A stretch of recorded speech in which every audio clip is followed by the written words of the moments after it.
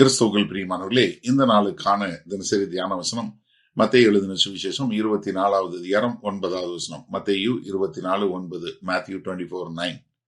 அப்பொழுது உங்களை உபத்திரவங்களுக்கு ஒப்பு கொடுத்து உங்களை கொலை செய்வார்கள். என் நாமத்து நிமித்தம் நீங்கள் சகல ஜனங்களாலும் பகைக்கப்படுவீர்கள்.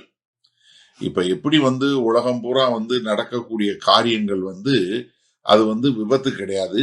அது நம்மளால தவிர்க்க முடியாத ஒன்று. இது நடந்துதான் தீரும் அப்படின்னு தன்னுடைய சீஷர்களை சொல்லிட்டு இப்ப அவருங்க என்ன சொல்றாரு, இப்ப உங்களுக்கு உங்களுடைய சுயத்துல நீங்க என்ன பண்ண வேண்டியிருக்கும், நீங்க ஒரு விலைக்கரையும் செலுத்த வேண்டியிருக்கும். என்ன பண்ணுவாங்க, உங்களை உபத்திரவங்களுக்கு ஒப்பு கொடுத்து, எப்படி உபத்திரவங்களுக்கு ஒப்பு கொடுத்து அவங்க கொண்டு போய் என்ன கொடுப்பாங்க, உங்களை ஒப்பு கொடுப்பாங்க, உங்களை காட்டி கொடுப்பாங்க, உங்களை அதிகாரிகள்கிட்ட கொண்டு போய் கொடுப்பாங்க. இது நீங்க நல்லா கவனிங்க. யூதாசு இயேசு கிறிஸ்துவ காட்டி கொடுத்த வார்த்தை எப்படி இருக்கு பாத்தீங்களா? அதே வார்த்தைய உபயோகப்படுத்துறாரு.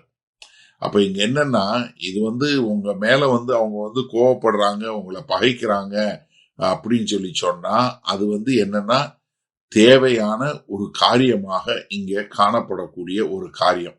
அப்ப என்ன, உங்களுக்கு எதிராக அவங்க என்ன பண்ணுவாங்க, உபத்திரவங்களை கொண்டு வருவாங்க. அவங்க என்ன பண்ணுவாங்க, உங்களை உபத்திரவம் பண்ணுவது மாத்திரமல்ல, அவங்க என்ன பண்ணுவாங்க, உங்களை கொலையும் செய்வார்கள். ஏன்னா இங்க எப்படி உங்களை உபத்திரவம் அப்படின்னு சொல்லும் போது, அதாவது எப்படி திராட்சையில இருந்து திராட்சை ரசம் எடுக்கிறதுக்கு அந்த திராட்சை ஆலையில போட்டு நசுக்குவாங்களோ அதே மாதிரி. அதாவது இங்க ஒரு சீசனா இருப்பதற்கு நீங்க விலைக்கரையை செலுத்தும் போது என்ன, நீங்க ஒரு சில நேரங்கள்ல சாகவும் வேண்டியிருக்கும். நம்ம அப்போஸ்தலர் 7வது அதிகாரத்துல பார்க்கிறோம், ஸ்தேவான் கொல்லப்படுறார். அப்போஸ்தலர் 12வது அதிகாரம் 2வது வசனத்துல பார்க்கிறோம், யாக்கோபு கொலை செய்யப்படுகிறார். அது மாத்திரமல்ல, வெளிப்படுத்தின விஷயம் 2வது அதிகாரம் 10வது வசனத்துல சொல்லும் போது என்ன சொல்றாரு, நீ சாகு வரைக்கும் உண்மை உள்ளவனா இரு அப்படின்னு சொல்றாரு. அடுத்து என்ன சொல்றாரு, என் நாமத்து நிமித்தம் நீங்கள் சகல ஜனங்களாலும் பகைக்கப்படுவீர்கள். அப்ப ஒரு சில இடங்கள்ல பகுதியில நடக்கக்கூடிய உபத்திரவம் இருக்கு பாருங்க, அது உலகம் பூரா வருங்க. நல்லா தெரிஞ்சு கொள்ளுங்க. அது ஒரு இடம் மாத்திரம் இல்லை. இப்ப அந்த தேசத்துல இங்க நடக்குது, இந்த பகுதியில் அங்க நடக்குது, நார்த் இந்தியாவில் நடக்குது, இந்த நடக்குது, இங்க நடக்குதுங்கிறீங்கல்ல, இது உலகம் பூரா நடக்கும். இதை ஏற்கனவே யோவான் 15வது அதிகாரம் 18, 19வது வசனத்துல ஏற்கனவே சொல்லிட்டாரு. ஆனா அப்போஸ்தலனாகிய பவுல் இதை குறிச்சு எழுதுன்னு சொல்லும் போது 2 தீமோத்தேயு 3:12 சொல்லும் போது என்ன சொல்றாரு, யாராவது பக்தி மார்க்கமா நீங்க கர்த்தருக்கென்று பக்தி மார்க்கம் வாழ நினைத்தாலே நீங்க துன்பப்படுவீங்க. இது எல்லாம் எதன் நிமித்தம், என் நாமத்தின் நிமித்தம். ரொம்ப அழகா ஆண்டவர் சொல்றாரு, எதுக்காக, என் நாமத்தின் நிமித்தம். அப்ப ஒரு கர்த்தராகி இயேசு கிறிஸ்துக்கு ஒரு சீஷனா இருக்கிறவன் எதனால அவன் வெறுக்கப்படுறான், எதனால அவன் உபத்திரப்படப்படுறான், எதனால அவன் கொலை செய்யப்படுறான், அவனுக்கு எதிராக எல்லா பக்கமும் வரக்கூடிய காரியம் என்ன, அவன் கர்த்தருக்கு சொந்தமானவன். இது பொலிட்டிக்கலோ இல்ல இதுலயால கிடையாது. ரொம்ப அழகா தெரிஞ்சு கொள்ளுங்க. யோவான் 17:14 சொல்லும் போது, இந்த உலகம் உங்களை பகைக்கிறது காரணம் என்னன்னா, நீ இந்த உலகத்துக்கு அடுத்தவர்கள் அல்லவே. அப்ப என்னன்னா, இதை நம்ம ரொம்ப அழகாக நேர்த்தியாக காண முடிகிறது. சரி, இதனால இந்த வசனத்தை நம்ம எப்படி எடுத்துக்கொள்வது?